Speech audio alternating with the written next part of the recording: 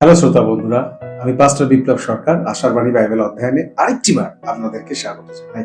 আজকের যে বাইবেলের অংশ সেটা প্রকাশিত বাক্য তার 1 অধ্যায় 1 থেকে 3 পদ, এবং আজকের যে শিরোনাম রয়েছে সেটা হলো ধন্য পাঠ এবং ধন্য শ্রবণ।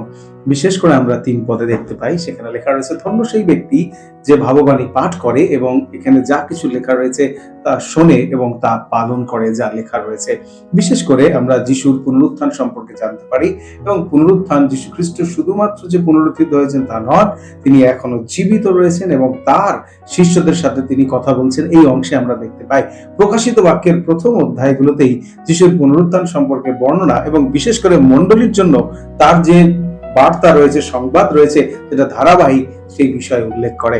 কিন্তু এই বার্তাটি যোহনের কাছে পৌঁছানোর জন্য প্রভু যীশু খ্রিস্ট একজন স্বর্গদূতকে তিনি পাঠিয়েছিলেন, যাতে আমরা তার মধ্য দিয়ে সেই কথাগুলো জানতে পারি, যেটা আমরা 1 পদে দেখতে পাই। চিন্তা করুন, যখন এই বইটি লিখছেন তার কথা একবার ভাবুন।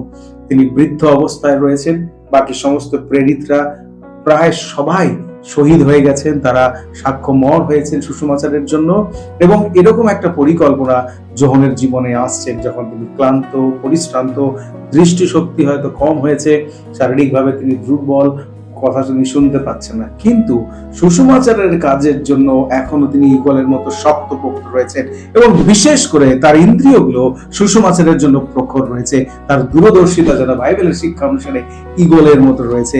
তার আধ্যাত্মিক যে ক্ষমতা, যেখানে ঈশ্বর তাকে অধিকার দিয়েছেন, সেই স্বর্গের উচ্চতম জায়গায় গিয়ে সেই দর্শনও তিনি দেখতে পাচ্ছেন যে ঈশ্বর আগামী দিনে কি করতে চলেছেন, সেই বিষয় তাকে প্রকাশ করছেন।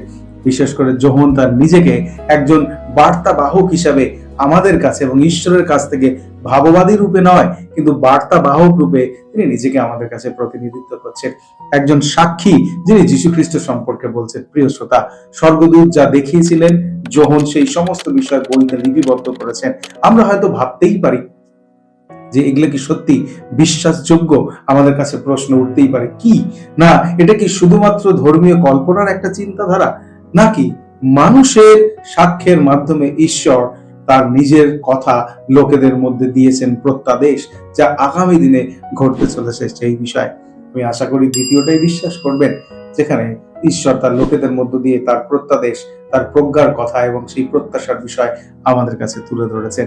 যোহন আমাদের কাছে এই বিষয় বলতে চান, যা কিছু লেখা রয়েছে, যেটা সে পাঠ করে সে ধন্য, এবং যে শ্রবণ করে সে ধন্য, এবং যে এখানে লেখা প্রত্যেকটি বিষয় পালন করে।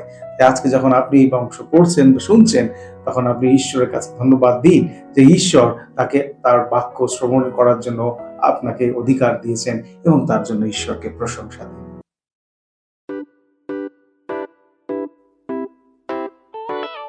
পুরাতন গেল শেষের পাঠ,